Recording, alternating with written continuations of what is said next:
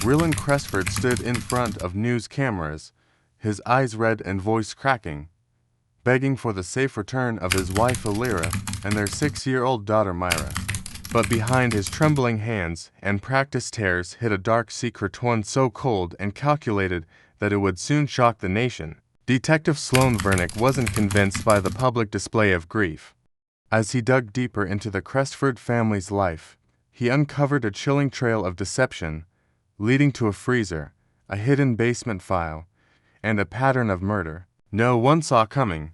On the surface, the Crestford family seemed like the very definition of the American dream. Rylan Crestford was a respected insurance adjuster known for his friendly nature and clean-cut appearance. His wife, Alira, was a part-time yoga instructor and a beloved local blogger who frequently posted cheerful updates about their life in Willow Creek. Their 6-year-old daughter, Myra, often appeared in her mother's videos, her bright smile winning over neighbors and followers alike. To the outside world, the Crestfords were living a picture-perfect life in the suburbs. But behind closed doors, something much darker was brewing. On the morning of September 8, 2024, that facade shattered. Rylan Crestford stood on his driveway, addressing a crowd of reporters and neighbors. His voice trembled, his hands shook, and his eyes darted nervously as he pleaded for the safe return of his wife and daughter. According to him, he had woken up early that morning to find Alira and Myra gone. He claimed their bed was empty, their phones were left behind, and the front door was slightly ajar. His emotional statement quickly made headlines, and within hours, the story of the missing Crestfords was plastered across national news outlets. Neighbors joined search efforts, combing through parks, wooded areas, and abandoned lots. Volunteers created missing person posters and shared them on social media. The community, usually quiet and uneventful, became the epicenter of a media frenzy. News vans lined the streets, broadcasting live updates as the search intensified. Police set up a command center near the Crestford home, with officers and investigators working around the clock to piece together what had happened. Detective Sloan Vernick was assigned to lead the investigation. With nearly 2 decades of experience handling missing persons cases, Vernick knew that the first 48 hours were critical. He reviewed Rylan's initial statement carefully, noting every detail. Something about the husband's demeanor caught his attention. Though Rylan appeared devastated on camera, there was a mechanical quality to his grief, as if he were performing rather than feeling.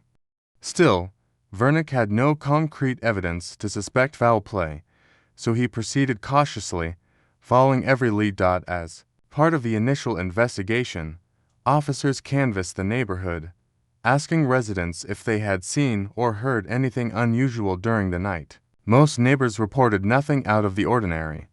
However, one man, Callan Jorick, provided something interesting. He had an old motion-activated security camera attached to his garage. Though the footage was grainy, it clearly showed Rylan Crestford backing his white pickup truck into the driveway at 3:14 a.m., several hours after he claimed to be asleep. The timestamp didn't match his story. This piece of evidence raised questions. Why had Rylan moved his truck in the middle of the night, and why had he failed to mention it? Detective Vernick knew from experience that small inconsistencies often pointed to larger deceptions. He quietly ordered a forensic team to examine the Crestford home, paying special attention to the garage and truck. Meanwhile, media attention on the case reached a fever pitch. Rylan appeared on several national news programs. His tearful pleas for Alira and Myra's return were played on every channel. Viewers across the country sympathized with him at first, but internet sleuths began dissecting his interviews. Clips of him referring to his wife and daughter in the past tense went viral, raising suspicions. Some commentators compared him to Chris Watts, another suburban husband who had killed his family and cried on television to hide the truth. As the hours turned into days, no sign of Alira or Myra was found. Despite search parties combing through rivers, fields, and nearby forests, there was no trace of the missing mother and daughter. Rumors began to spread in Willow Creek. Some whispered that Alira had run away, taking Myra with her. Others speculated about a possible kidnapping, but a darker theory started to gain traction, that Rylan Crestford knew exactly where his family was and that he was lying to everyone.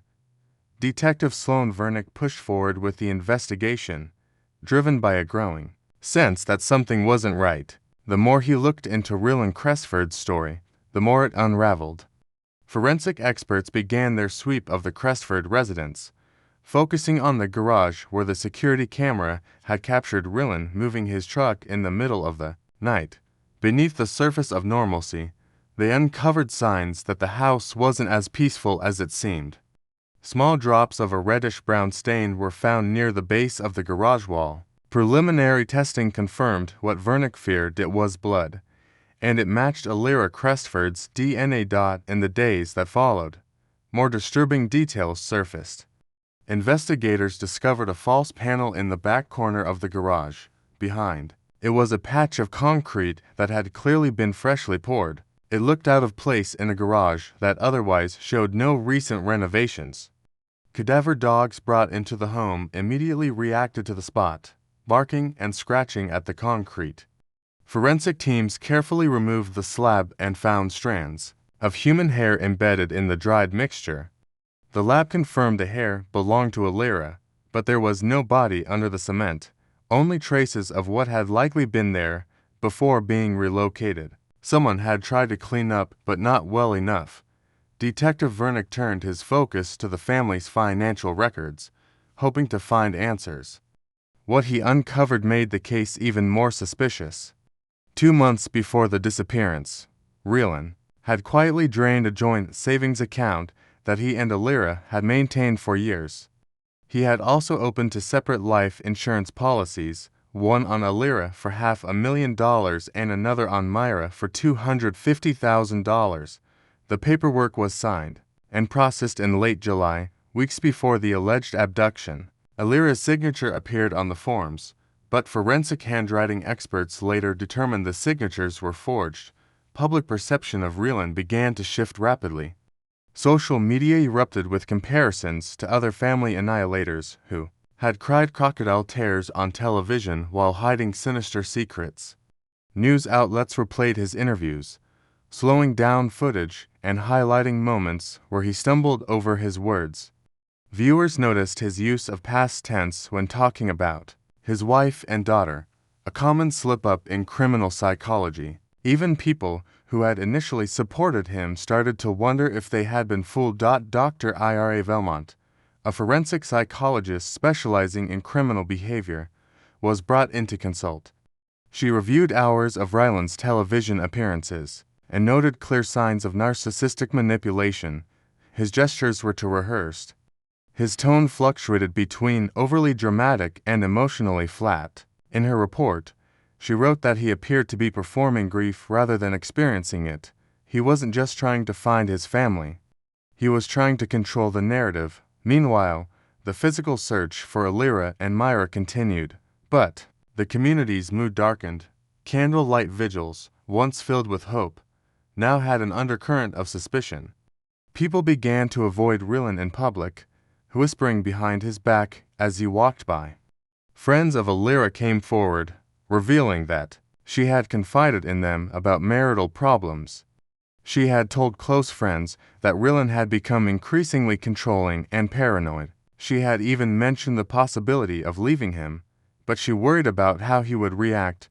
Despite the mounting evidence, there was still no direct proof linking Rylan to the disappearance beyond the blood in the garage. Vernick knew he needed more to make an arrest. Then, a break came from an unexpected place. Security footage from a self-storage facility on the outskirts of town showed Rylan arriving alone in the early hours of the morning on the day his wife and daughter went missing. He stayed there for almost an hour, moving something large and heavy into the unit. This new lead shifted the investigation into high gear. Vernick obtained a warrant for the storage unit, preparing himself for what he might find inside. The detective knew from experience that cases like this rarely ended well. His instincts told him that whatever was hidden in that storage facility would reveal the truth, and it would be far worse than anyone had imagined. Detective Sloan Vernick stood outside the metal door of storage unit 417, heart racing beneath his calm exterior. He had seen cases like this before, but there was something uniquely unsettling about Rylan Crestford's careful manipulation of the public and the media. Vernick knew they were about to uncover something critical. Accompanied by crime scene technicians, he watched as the unit's lock was cut and the door slowly rolled open, revealing the dim, musty space inside. What they found confirmed the worst fears. The first thing investigators noticed was a large chest freezer pushed against the back wall. It was sealed tightly with layers of silver duct tape, the lid compressed with heavy cinder blocks. The freezer wasn't plugged in. Vernick ordered the forensic team to document every detail before carefully removing the tape and opening the lid. Inside lay the body of 6-year-old Myra Crestford, wrapped in a pink blanket, her small hands still clutching her favorite stuffed rabbit. Her body showed signs of prolonged freezing, and the medical examiner would later determine she had been deceased for nearly a week before being placed in the storage unit. Strangely, Alira's body was not found in the freezer. Only Myra's remains were present. But something else caught the investigators' attention. A small plastic bag in the corner of the unit containing Alira's wedding ring and her smartwatch, both wiped clean of fingerprints.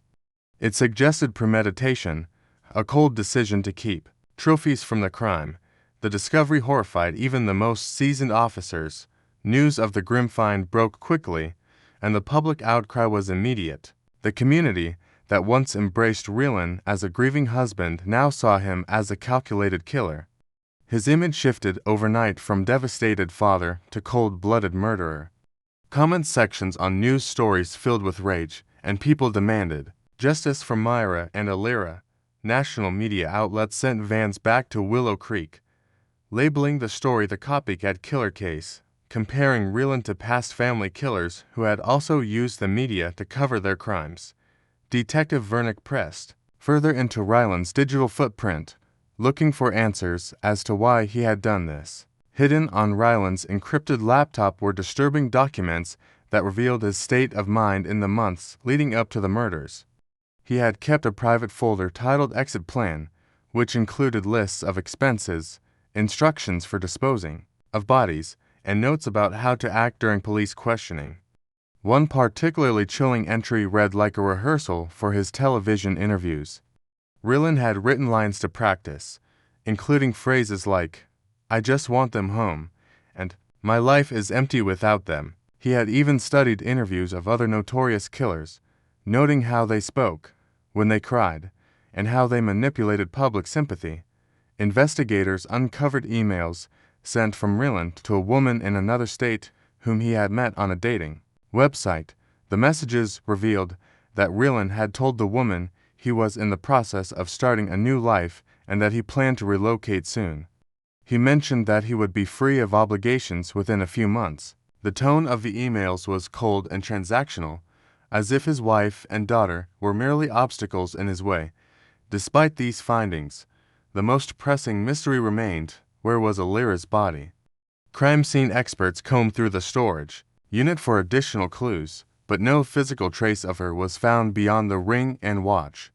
Investigators theorized that Rylan had disposed of her remains in a different location, possibly during the early hours captured on the neighbors' security footage when he moved his truck in and out of the garage. Rylan was arrested at his home without incident, his demeanor eerily calm. He made no statement and requested a lawyer immediately. As he sat silently in the interrogation room, Detective Vernick knew this was only the beginning. The case had now shifted from a missing persons report to a homicide investigation, and there were still critical pieces missing. The freezer had provided answers about Myra, but Alira's fate remained uncertain. The detective feared that the true depths of Rylan's crimes had yet to be fully uncovered. With Rylan Crestford in custody, Detective Sloan Vernick intensified the search for Alira's body. The discovery of Myra's remains in the storage unit had confirmed their worst fears, but without Alira's body, the case remained incomplete. Vernick and his team went back to the Crestford house, determined to find whatever they had missed the first time. They retraced every step, reviewing security footage, re-examining the garage, and searching the house with advanced equipment. It wasn't long before they uncovered something new: an encrypted hard drive hidden in a locked drawer of Rylan's basement office. The drive contained what Rylan had labeled the basement files, and inside were hundreds of carefully organized documents, videos, and spreadsheets. The content was disturbing. One folder detailed every life insurance policy Rylan had taken out, including forged signatures and financial projections for payouts after the deaths of his wife and daughter. Another folder contained detailed instructions on body disposal techniques, with notes copied from crime documentaries and true crime books. Rylan had spent months studying how other family killers had been caught, taking careful notes on what mistakes to avoid. Even more horrifying were the video files. One video, dated weeks before the murders, showed Rylan standing in front of a mirror in his basement, rehearsing lines for his future television appearances. He practiced sounding emotional, wiping away fake tears, and adjusting his facial expressions. In another clip, he reviewed footage of Chris Watts and other high-profile family murderers, pausing frequently to comment on what worked and what didn't when manipulating public sympathy. He wasn't just committing a crime, he was crafting a performance, planning every detail of how he would appear innocent while hiding the truth. The files also revealed a timeline. According to Rylan's own notes, the plan had been in motion for at least 6 months.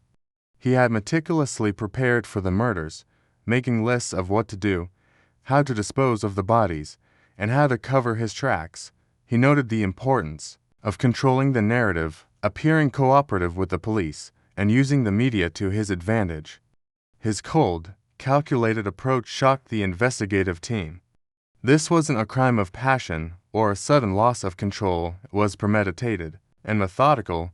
Meanwhile, forensic experts re-examined the Crestford garage. Using advanced ground-penetrating radar, they detected an anomaly beneath the concrete slab where Lyra's hair had been found. When the concrete was removed more thoroughly this time, the team made another gruesome discovery. Beneath the layer of cement, they found human remains, but not Lyra's.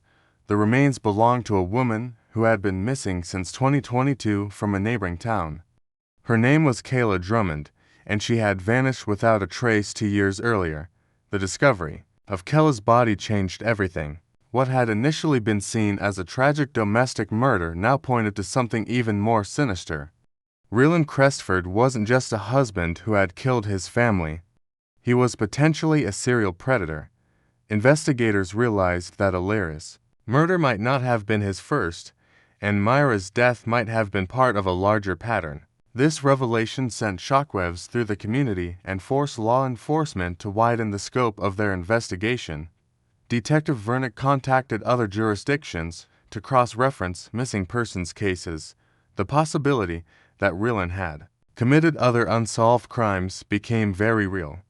Forensic teams scoured the rest of the Crestford property, searching for hidden graves or other evidence. They dug up sections of the backyard, checked crawl spaces, and sifted through old construction records to identify recent renovations that might have concealed bodies or evidence. At the same time, prosecutors prepared a complex case against Rylan. The evidence was overwhelming, but the lack of Lyra's body complicated the murder charge. Vernick knew that, without her remains, Rylan could still try to manipulate the court system.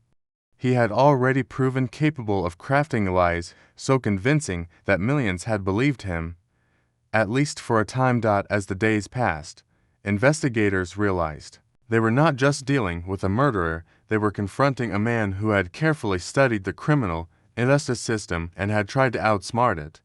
The true scale of his crimes was still unfolding, and no one yet knew how deep the horror went. The arrest of Rylan Crestford sent shockwaves far beyond the town of Willow Creek. As media outlets dissected every detail of his case, law enforcement agencies across the state began reviewing their cold cases, wondering if Rylan's crimes extended further than anyone had realized. Detective Sloan Vernick, however, remained focused on the immediate priority, finding Rylan Crestford. With Kayla Drummond's remains now identified in the garage, Vernick faced the terrifying reality that Rylan wasn't just a man who snapped under pressure. He was a calculated predator who had managed to hide his crimes behind the mask of a loving husband and father. Rylan refused to cooperate with investigators after his arrest. He sat in silence during interrogations, his face expressionless, his eyes cold. His attorney advised him to say nothing, and Rylan followed that advice perfectly. Meanwhile, prosecutors built a case against him using the overwhelming evidence collected from the basement files, the storage unit, and the garage. Yet, without Rylan's body, there remained a crucial gap in the prosecution's case. Detectives feared that Rylan had planned this final piece so meticulously that he had ensured her body would never be found. Behind the scenes, forensic teams continued searching for digital clues. Specialists recovered deleted GPS data from Rylan's truck, revealing late-night trips to remote locations in the weeks leading up to the murders. One of those trips led to a marshland outside of town, an area difficult to search because of its thick vegetation and swampy terrain. Search teams were deployed there, combing through the dense brush and murky waters for any sign of human remains. After days of grueling work, they found what they had feared: small fragments of human bone and pieces of clothing matching descriptions of what Rylan had been wearing the night she disappeared. DNA confirmed the remains belonged to Rylan Crestford. The discovery closed a critical chapter in the case, but opened another: why had Rylan chosen to hide his victims in such different ways? Myra's body had been placed in a storage freezer, Kayla Drummond had been buried beneath the garage, and Rylan had been scattered in a swamp. Detectives theorize that Rylan may have been experimenting with different disposal methods, studying what worked and what didn't. His files suggested he saw murder not as an emotional act, but as a logistical challenge to be perfected over time. Dr. Ira Velmont, the forensic psychologist consulting on the case, presented a chilling profile of Rylan to the investigative team. She concluded that he was not driven by sudden rage or financial desperation alone. He was driven by control. For Rylan, the murders were part of a long-term fantasy of power over life and death. He had written in his files about the freedom he would gain once his family was gone, as if eliminating them were simply a step toward a personal reinvention. The pattern matched what experts call a high-functioning psychopath, someone capable of maintaining a facade of normalcy while hiding monstrous impulses. The trial began 6 months after Rylan's arrest. Courtrooms were packed with media, and millions watched the proceedings live. Prosecutors presented the basement files, the financial records, the storage unit discovery, and the physical evidence from the marsh. Jurors listened to Rylan's recorded rehearsals, his lists of methods, and his insurance plans, horrified by the depth of his preparation. The defense attempted to claim Rylan had suffered a mental breakdown, but the overwhelming evidence of premeditation left little room for doubt. After just 4 hours of deliberation, the jury returned a guilty verdict on all counts: first-degree murder, child homicide, and multiple counts of concealment of human remains. Rylan Crestford was sentenced to life in prison without the possibility of parole. Even after the trial, questions lingered. Investigators continued to search for links between Rylan and other missing persons cases, fearing there might be more victims they hadn't uncovered. His basement files hinted at other crimes that had not yet come to light. The story of Rylan Crestford became a national warning, a reminder that the most dangerous killers are often the ones who know how to wear a mask, blend in, and play the role of the perfect husband until the truth is forced into the light.